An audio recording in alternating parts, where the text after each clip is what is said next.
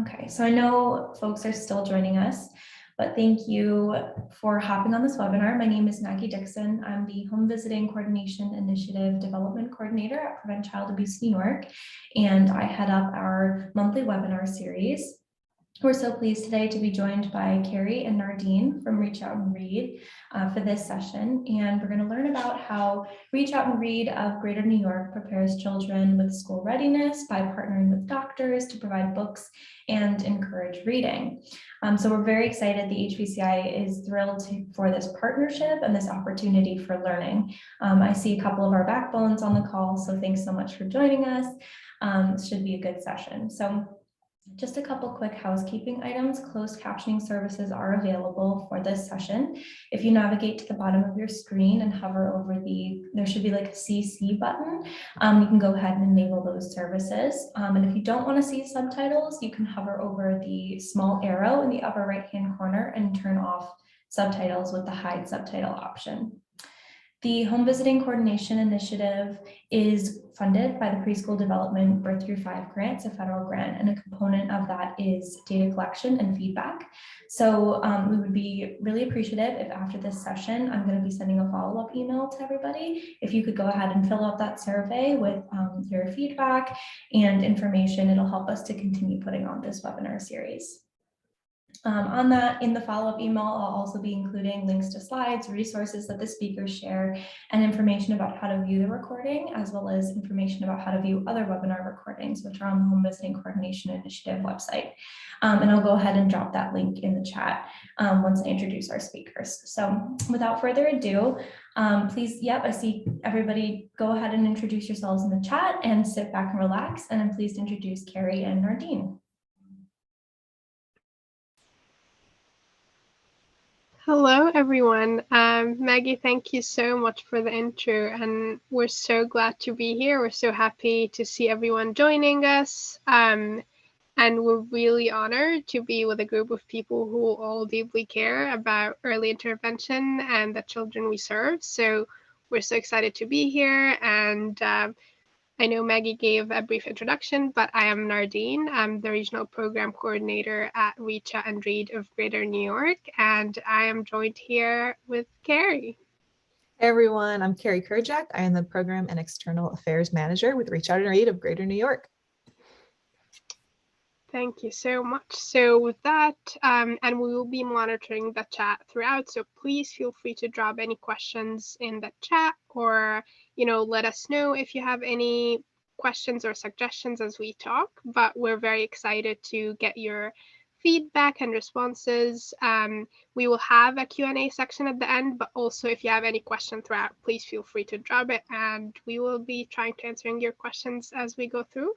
So we can start with a brief agenda. We're here today to talk to you a bit about what Reach Out and Read of Greater New York is, what we do, and why we do the work we do.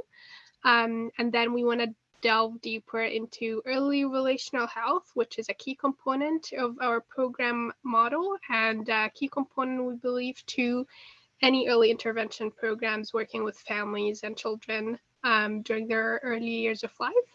And then we would love to offer some resources, some of the things that Reach Out and Read has been working on in terms of supporting families during the pandemic with virtual resources and other programming. So we would also love to share that with you so you can take something with you from this webinar. So we can dive right into what we're talking about today, and that's what is Reach Out and Read of Greater New York. So our program, like Maggie briefly introduced at the beginning, really works closely with both early literacy and the healthcare system. And so what we do is utilize that very special connection between a healthcare professional as well as the parent or caregiver of a child during their early development. And we go into these clinics with our programs to develop early literacy skills in young children from birth through 5 years old. The way we do that is broken down into different categories that we can see in more details on the next slide. Thank you, Carrie. So the first thing we do, and the most practical, is provide books. We provide free developmentally appropriate books during well-child visits ages 6 months to 5 years old. And so our program really thrives to fundraise in different avenues to be able to purchase books that reflect our communities and are appropriate for the child's development, that then a healthcare provider can take that book and provide during the well-child visit. It's not only a book giveaway program, so we really emphasize the importance of training medical professionals to be able to guide and support the family, collaborate with the caregiver to be able to give early literacy guidance on how to read the book or how to talk to your child, and that it's totally okay for your 6 months old to just chew on the book. That's actually really healthy because it shows that they're able to interact with that book.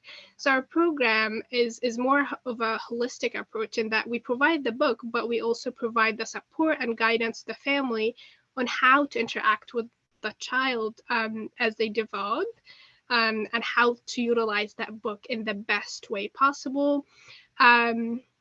Finally, and unfortunately, that has been a bit limited during the pandemic, but we really also care about the environment that a child is present in.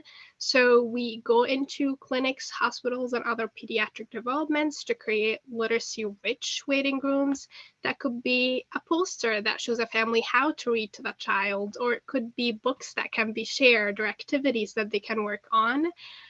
We know that has been a real challenge for a lot of our sites during the pandemic with, infection control and a lot of things being prohibited from waiting areas, but it's definitely something that we thrive towards supporting the families with, is creating that environment for the child to be present in, an environment that stimulates their development. And so if we get into why we do what we do, or why we care about the program, we really are grounded in research about early brain development. And so in the next slide, we can see some of the images of what that means. So research has told us that 90% of child's brain is developed by age 5, which means the critical window of development actually takes place before a child is even in the school system.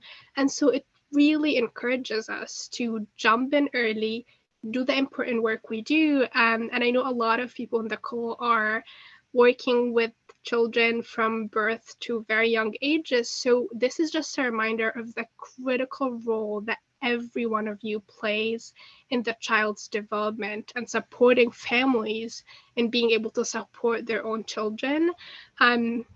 Neuroplasticity is a term that just refers to how flexible the brain is able to develop those synaptic gaps. So it's like a web. The more gaps we're able to form, the more connections we're able to build in the child's brain, and the better the brain is able to function to relay information, whether it's literacy or different activities. It really emphasizes that connection and relationship building, reading at an early age is really crucial to that brain's development, and in the long term it really serves that child, and sets them up for success. And so some of the other things that Reach Out and Read has been shown to do is, if you think about the program overall, it could be considered as a positive childhood experience, right? Reading, bonding with a caregiver. And so there is evidence that shows us that the program actually helps in mitigating against toxic stressors and ACEs, or adverse childhood experiences, which means that most of our children in undervalued communities are faced with these challenges, and the more positive experiences we're able to introduce, the more we're able to mitigate that effect in the long term. We're securing the attachment and bonding with the caregiver as they read together, as we encourage them to read together every day, and also learning new vocabulary and being able to excel in the school system at a very early age rather than being set behind their peers. We have many peer-reviewed research, and luckily a lot of the peer-reviewed research shows us the importance of the program. So we're able to say that, parents who take part in the program are 2.5 times more likely to read to their child in the first place. When they go in with the, pediatrician's support and guidance on how to read to that child, families are 2.5 times more likely to enjoy reading together rather than having it as a mundane task to do. They enjoy that relationship building with their child and encouraging the development of their child. And in terms of, practical language skills, we see that children who take part in the program, their development is improved by 3 to 6 months, which means, they're going in school and their development is up to reading standards rather than being challenged at a very early age. And also we see that the program is an exciting token, and we see that it encourages higher well-child visits compliance in communities where we sometimes struggle with that. So we have all this encouragement and evidence to really emphasize the importance of what we do, the importance of what you all do, because you go in the homes. That's something we know we don't have access to. We work in the pediatric clinic, we work with the doctors, but it's also crucial to be surrounded with a community that's supportive to the child's well-being, their development at a very early age. We certainly know we can't wait until they get to the school system, because we know by this time majority of their brain has already developed. So we really need to get in early, and we need to start supporting them at a very early age.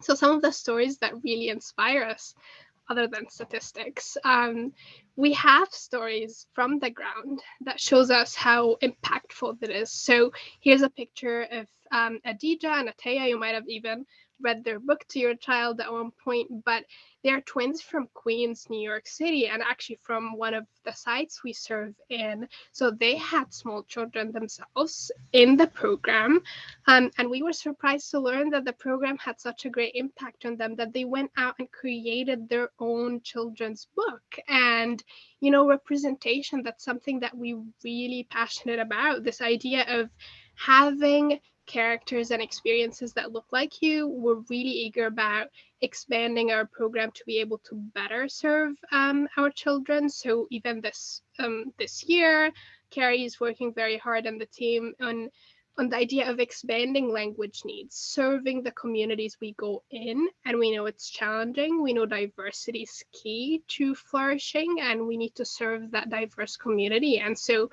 to see people who have been impacted by that program, that they went out to create more representation in children's books, is just always inspiring to all of us on the team to keep doing what we're doing. But even for children, something as simple as, for many families, the books they get from Reach Out and Read during the well-child visits are the only books they have at home, right? So a lot of families don't have access to purchasing books. A lot of families aren't connected to their local library to go and borrow books. And we encourage our families. We provide resources during the well-child visit, connecting the family to the local library, or connecting families to other resources to be able to access these books and read to their children, since we know it's so helpful to the child's development.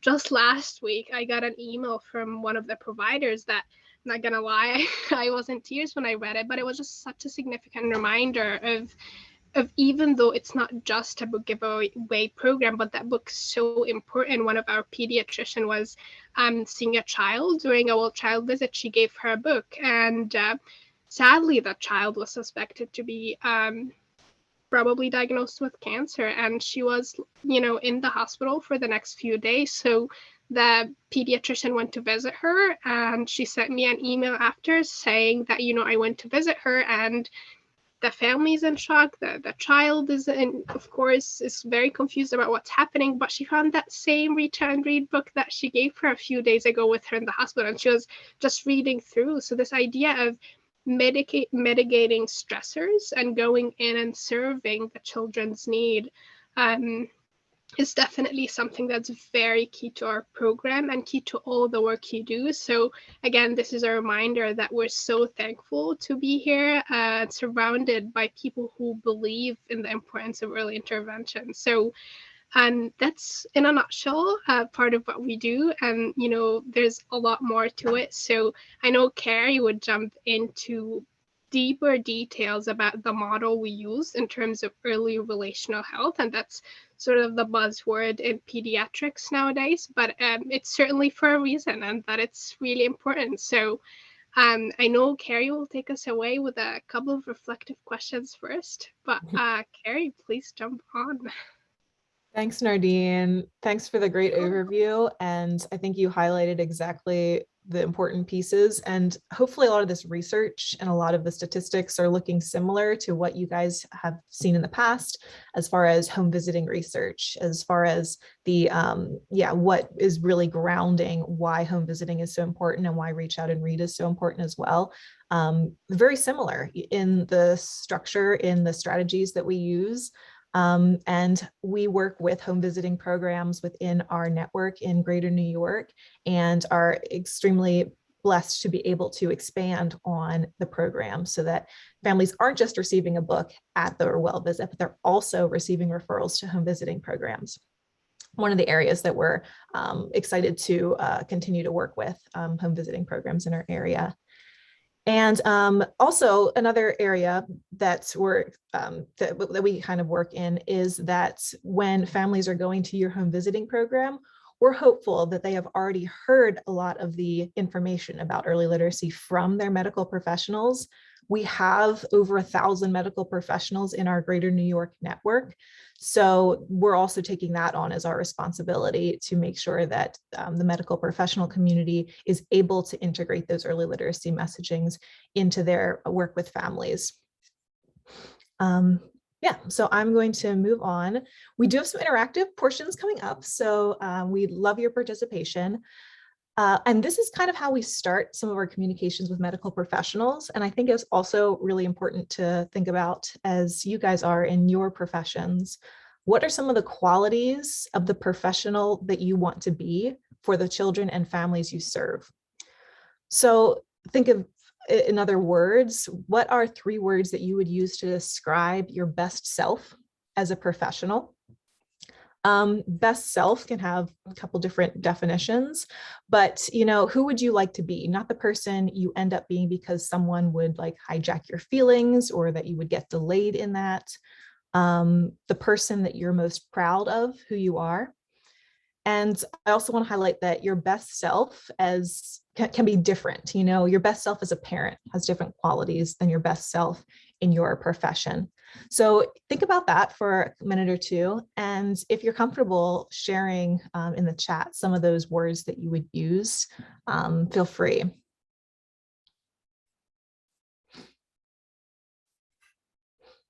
And if you don't want to share them, that's fine, but I do encourage you to write them down. It's kind of a good reflective strategy.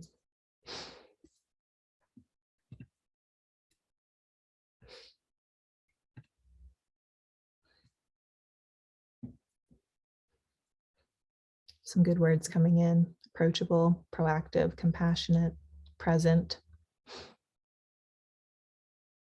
empathetic, yeah, compassionate again, an advocate. Compassionate, dedicated, empathetic, a lot of empathy, compassion, words that we've repeated here. Feel free to continue putting those words in. Just a good reminder too of what we're kind of centering ourselves around. So I'm happy to move forward and dive into early relational health. If you haven't heard this word before, it is certainly a buzzword in the pediatric community right now. And it's also really exciting for Reach Out and Read and early literacy, because that's what our program is really based on. Early relational health looks at the relationships that pediatricians have the opportunity to form between themselves and the parent, as well as encouraging the relationship to form between the parent and the child. That bonding period we know is so important, and that is something that pediatricians are taking on as one of their own roles that they can encourage and model in their appointments. So it's really all about trust, and we tell this to the medical professionals as well as to anyone who's in the early intervention community, that you guys are trusted messengers. You are setting the foundation for long-term relationships with your families. And we also encourage people to think about the power dynamic between your occupation status and the families, especially with our medical professionals. I mean, we are very clear that we know the challenges of the healthcare system, that it is systematically racist, that there are challenges with families to feel that they are valued in that they have a voice in that space. And we highlight that as something that all of our medical professionals should be aware of. As well as the fields that we're in with the home visiting services as well. And yes, we enter here the role of empathy in developing the relationships with the families. So if you can also put in the chat something that you do that you find is really effective in building strong relationships with families. We're going to dive more into this too, but I would love to learn from you guys who are out there every day doing that.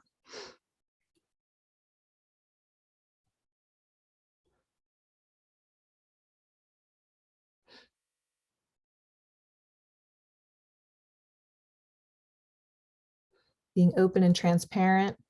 Treat them as partners, not as clients. I love that. Absolutely.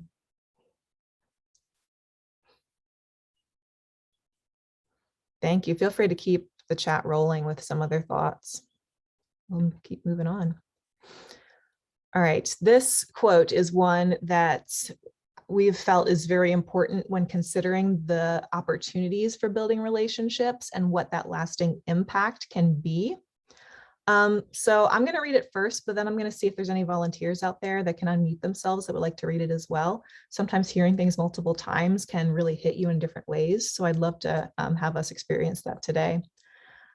I've learned that people will forget what you said, people will forget what you did, but people will never forget how you made them feel. Maya Angelou quote.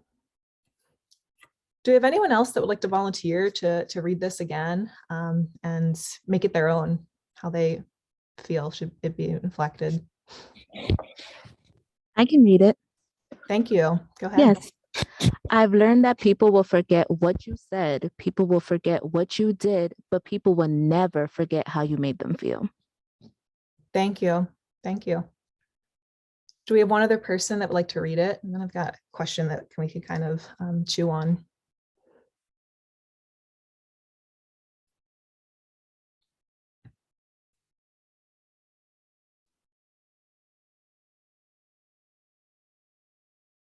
Nope, well, we can move on then, no problem. I'd love to hear in the chat, or if you want to unmute yourself, that's fine too. But like, when you hear this quote, what does that mean to you? What is the quote telling us or inferencing about human behavior?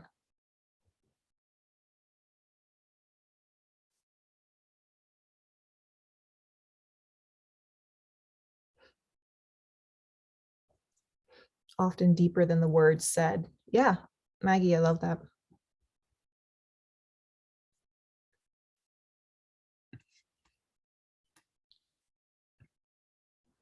Yeah, we use this quote as an introduction to our discussion with parents about children's social emotional development. Always elicits a wonderful response. Oh, wonderful. Make sure we interact with people. You have positive energy, come from a positive, loving place, will make a big impact. Yeah, actions speak louder than words. First impression is a lasting impression. Yeah, actions speak louder than words again. Yeah, absolutely. You guys are all getting to kind of the same point here, is that there is a huge emotional response and emotional connection that people make when forming those relationships. And I think the point about the first impressions is good too, is that, you know, you can do all the right things speaking wise, but the energy and the emotional connection that you could form has the ability to really affect change, and rather than words alone, or as this quote says, maybe even actions alone. So we try to build on that opportunity for emotional connection. And it's exciting to hear that that's something that you use when discussing parents and children's social emotional development. Absolutely. Wonderful. So let's keep this in mind as we move forward. Yeah, you never get a second chance to make a first impression. So this is one of the things that early relational health kind of promotes as far as the way that we want pediatricians to look at their appointments and to look at the opportunities at their appointments. We look at child-focused appointments here, where the doctor is mostly focused on the child well-being, child meeting milestones, etc., and the parent is a side player in that story. We look at a parent-focused appointment, and the medical professional is focused on the parent and, asking them the questions, asking them about the child and the child is a side player in that. But here we see the opportunity of a relationship-focused appointment, where the medical professional, or the professional in general, I'll say, certainly has home visiting implications, is looking at that relationship between the parent and the child in ways that they can encourage that bonding and encourage that relationship to blossom. So we ask our medical professionals, then, how can you create a relationship-focused visit? And I'm hoping that the past few slides have indicated that what home visiting has done really well in creating programs that are relationship focused. We're now looking to include that model in pediatric appointments and learning from the experiences of home visiting and building on that in the medical professional field.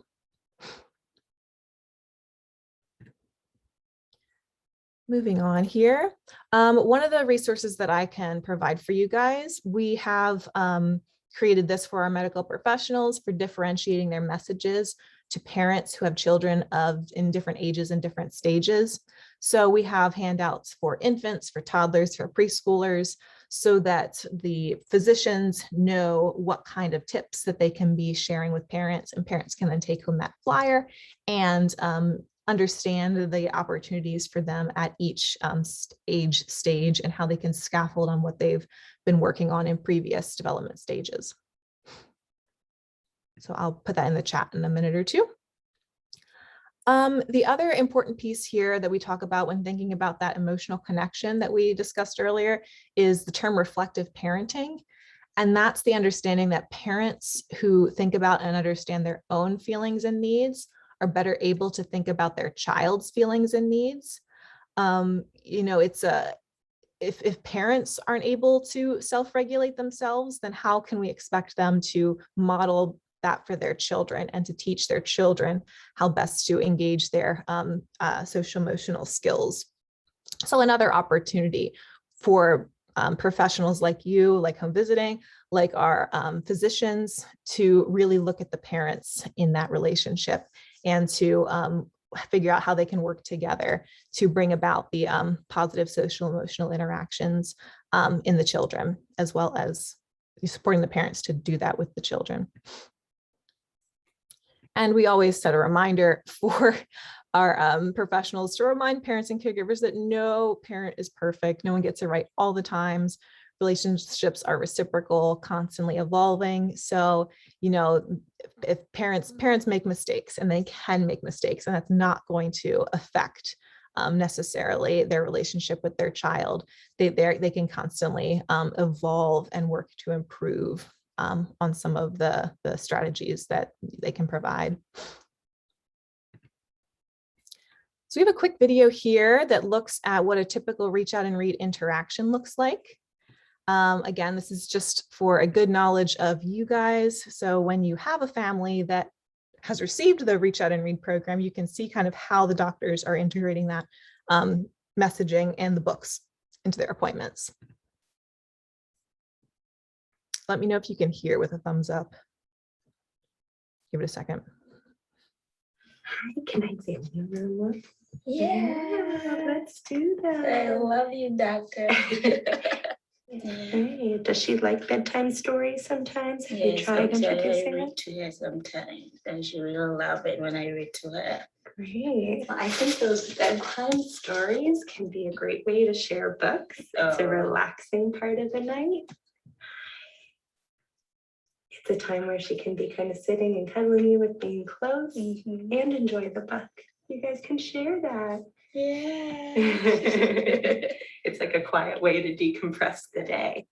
When changing a diaper, you can think of different ways to distract her too. Just talking with her is such a good thing to be doing. She loves hearing your voice, and even though she isn't yet, are you talking yet?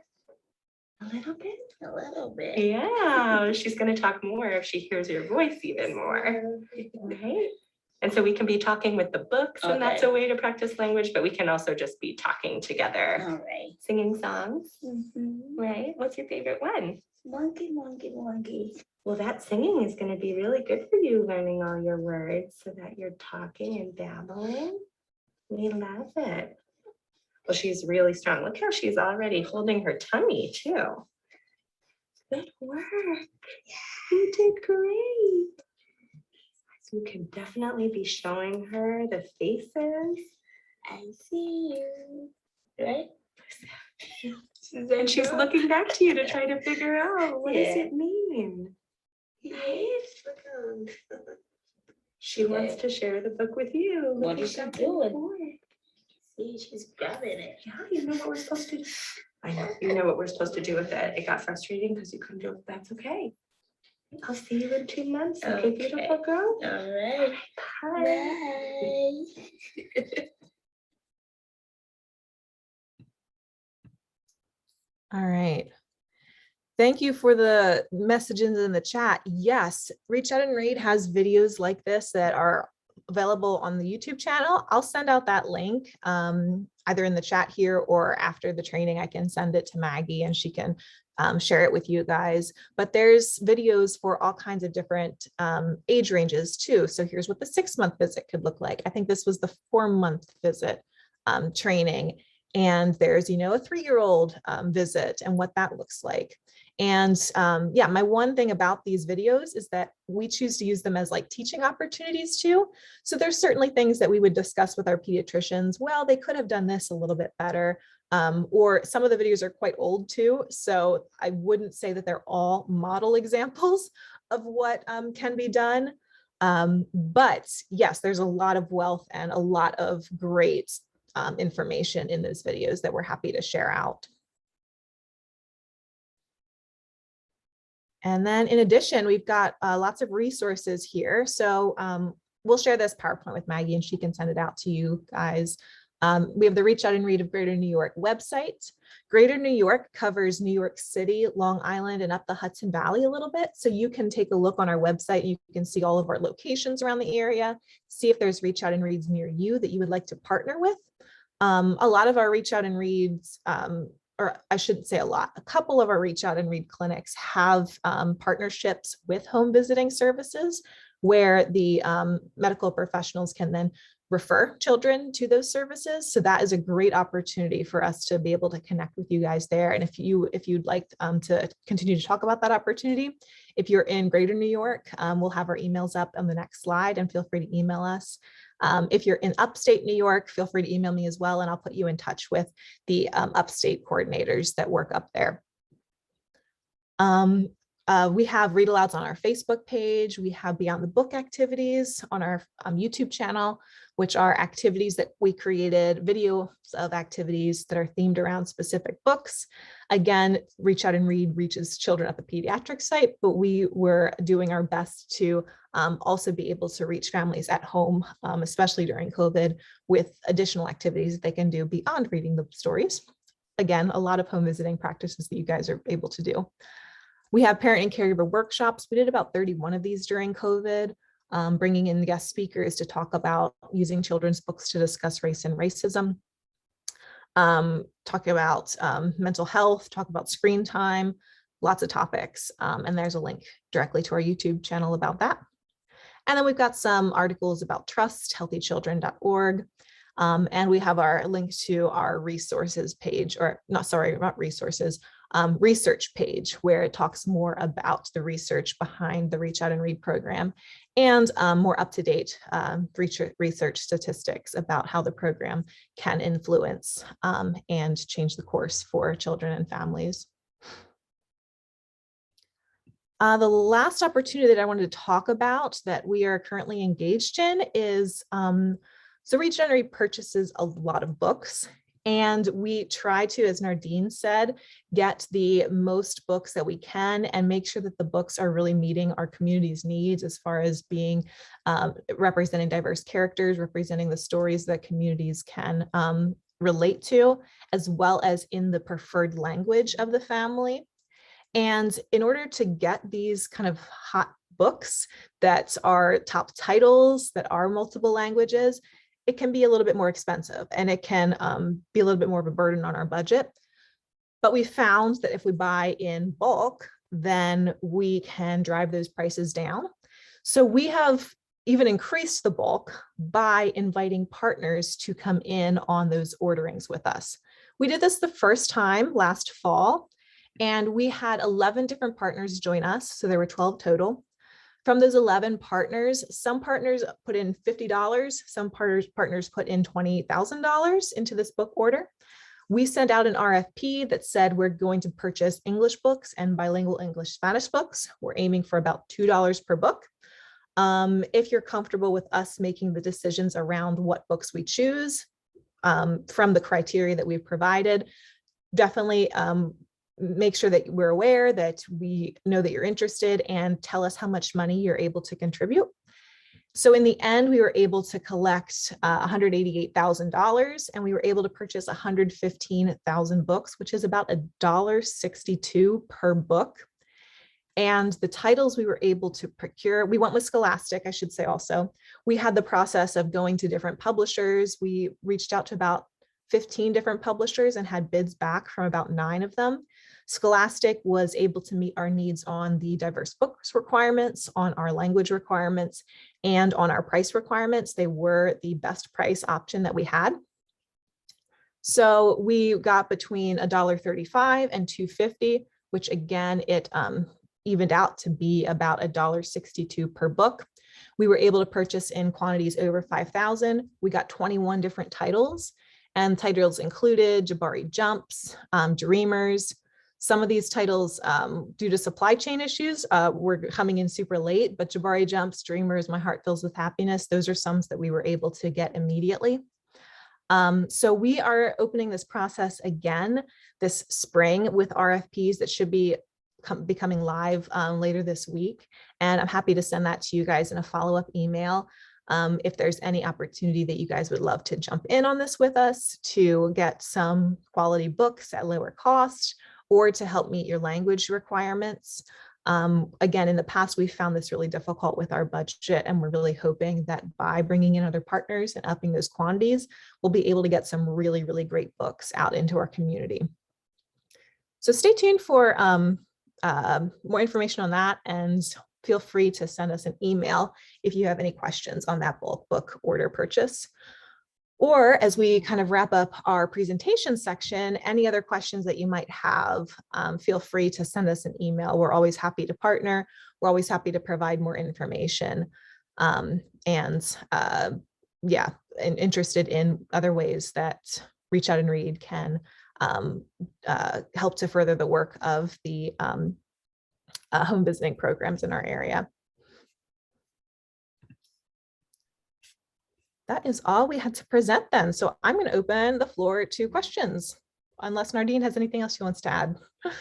No, I think this is wonderful, Carrie. And I see there is a question in the chat from Robin. So I'm happy to get us started with this, but please feel free to send in more questions in the chat, or if you want to unmute yourself. And Robin brings a very key point, and it's something we definitely work on. And it's, do we, this is amazing, and the video really shows how the provider is able to integrate the guidance during the well-child visit, but do we get any pushback regarding timing? Because we know these well-child visits are usually only about 15 minutes, and there's a lot of things that the pediatrician want to check off. So do we get any pushback in terms of time limitations? And Robin, this is amazing and thoughtful, and Carrie, please feel free to jump in as well. But I can tell you that we do get providers who say that they find it challenging. And, sometimes depending on the family and depending on the need, if you have a child with different abilities or needs that need to be addressed primarily, that could be even more challenging. And I think what we found most helpful for most of our pediatricians is exactly what we saw in that video. Instead of dedicating a couple of minutes of just, here's early literacy guidance, incorporating the guidance throughout the whole child visit has been proven to be most effective, but also smoothest in terms of workflow for the pediatrician. So if you go in and there's a lot of resources, instead of feeling that, we have to dedicate an X amount of minutes just for the resources, it could be done throughout the conversation. We're assessing the child physical development, their emotional well-being, and the relationship building between the parent and child. And so we found that this is the most helpful, but we definitely don't deny that it is challenging with the time limitations. We try to provide flyers to the sites as well. So if something isn't mentioned, a parent can reference that in the future, or, connect them to a local library through a flyer so they can also go there for more resources about early literacy. But we totally hear you. And I'm wondering if other people also feel that, since I'm sure there is more pushback, but it's definitely something we see sometimes. Yeah, Nardine said it well. We do get pushback from many pediatricians who question, I guess, their ability to integrate it well. I'll also say we have pediatricians that have done this for years. The program started back in the 80s and it came to New York in the 90s. So this is well over 20 years that they've been doing this, and they find it extremely easy to be able to integrate into their medical appointments. So I think the question that we have moving forward then is, what does our training look like for medical professionals that maybe don't see this as them having enough time, and maybe they don't have enough time. That's something we absolutely acknowledge, is that so much goes into those appointments.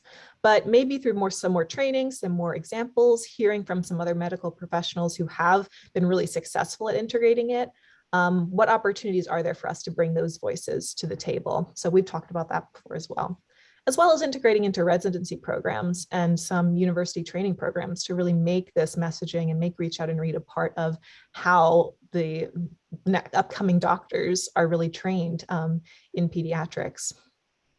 We've had those conversations, but we're excited to hopefully move forward on them. Yep. We do have some other questions. They do still provide scholastic books in elementary. Is there a way to get these books on those flyers? Still provide scholastic books in elementary. Get these books on those flyers. Heather, I'm sorry if I'm not understanding the question, but I'll also answer that Reach Out and Read's programming goes from birth to 5 years old. So we, the core programming, the books that we support our sites to have are those younger kids. Some are able to move on past elementary years, but it's not an area that we really focus our time and energies on. So if that addressed your question, that's fine. But if I didn't, if you could reword it, or feel free to unmute yourself too, if you can better express that. Or unless Nardine, do you understand that better than I do? No, I'm afraid I don't fully understand, but I think, Carrie, the information you provided is great. And definitely feel free to unmute yourself or send a follow-up question if we didn't answer. And then I think we have an exciting question from Lori as well, Carrie, and I think that has to do with the first 1,000 days. So you're probably excited to talk about that. But yes, we're definitely working on a pilot, and we're hopefully expanding as well. Yes, so we've been working with the state Medicaid office through the first 1,000 days on Medicaid, opportunity to look at what would it look like if Medicaid funding could support the Reach Out and Read program. So structurally, what that's looked like is us choosing pilot sites, 3 in Greater New York and 4 in the upstate area. And the pilot started in June of 2021. And it was scheduled for a 2-year pilot. So we're about good 3/4 of the way through our first year. We have contracted with different MCOs, the insurance companies that serve our children at those 3 sites. And the funding has gone through the Medicaid office straight through the MCOs without any monies taking off for the MCOs and directly to our Reach Out and Read program. We've used that funding then for our operation supports as well as purchasing books for those families. I'll also say that the first 1,000 days looks at children 0 to 3 years old. The core of our program starts at 6 months to 5 years old. So there are some sites that are in our pilot that had not previously been able to serve their 0 to 5 month population that we have been able to under this Medicaid funding, which is very exciting. Like I said, we're about 3/4 through the first year of that. This is a 2-year pilot, so we foresee that funding continuing through the second year. However, the exciting information is that there has been an opportunity to expand the pilot in year 2, which we were aware of from the beginning, but that looks like it will be happening, and it looks like we will be expanding to new sites in the area.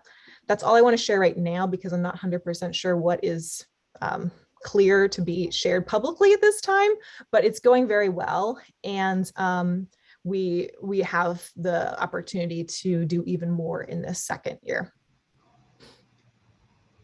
And the goal of that in the end is going to be to see if we can procure Medicaid funding to scale that through all of our Reach Out and Read sites, as well as bring on new Reach Out and Read sites if we have that steady funding coming through to us for children on Medicaid for the 0 to 3 population. Can I just ask, sorry to follow up on that, that's a great answer. Do you know, does the funding from Medicaid fully fund the program, or do local sites still have to kind of match or have additional funds put into the pool? Yeah, so it's been a mix of both because the Medicaid funding that we have right now only, so like if I'm looking at one site that we serve, the Medicaid funding that we get for that site only serves the population 0 to 3 that are on Medicaid. So it does fully fund those specific children at $21 per child per year, which includes the book costs as well as our overhead costs in that. However, again, that doesn't support the whole site because we need additional funding for the children that are not on Medicaid and the children that are 4 years old and 5 years old for the site. So additional funding is going in to those sites under those circumstances. But from what we get from Medicaid is $21 per child per year from the attribution data that was collected at the beginning.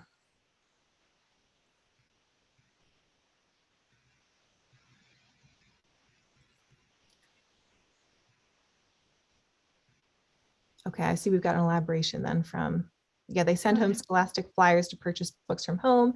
Elementary has pre-K, yeah, which is 4 years old. Just wondering if those books could possibly be on those flyers, possibly. The books, the scholastic books that would be come through there. I'm wondering which flyer, if it's a scholastic flyer. I think the books that you were referencing earlier, the ones that we were able to purchase. Yeah, for the book buddies. And I think the trick here is, so I think if I'm clear, it's the book buddies pricing and books on the flyer that gets sent home. But I think the trick here is the main thing about book buddies is that these books aren't offered to individuals at these prices, but it's the pilot that we're trying to gain that mass ordering and get, you know, a large sum of money that we're able to negotiate the prices down. That's why it's open to other partners if they want to order to families. But I think, unfortunately, these prices are not available for individual purchases, whether it's home or other places. Yeah, for the prices for sure. And I'm not sure if you're looking for just the book titles and not the prices. I mean, that would be a question with Scholastic. I'm not exactly sure what their policies are as far as sharing their books. But yeah, Nardine's right about the prices, is that we specially negotiate them because we can get the quantity of books and the high dollar amounts with partners coming in. Okay, yeah. I understand, Heather, now. Yeah, okay. Good thoughts. But at this point, we don't have the structures, or that, yeah, it's a different structure that we've been using.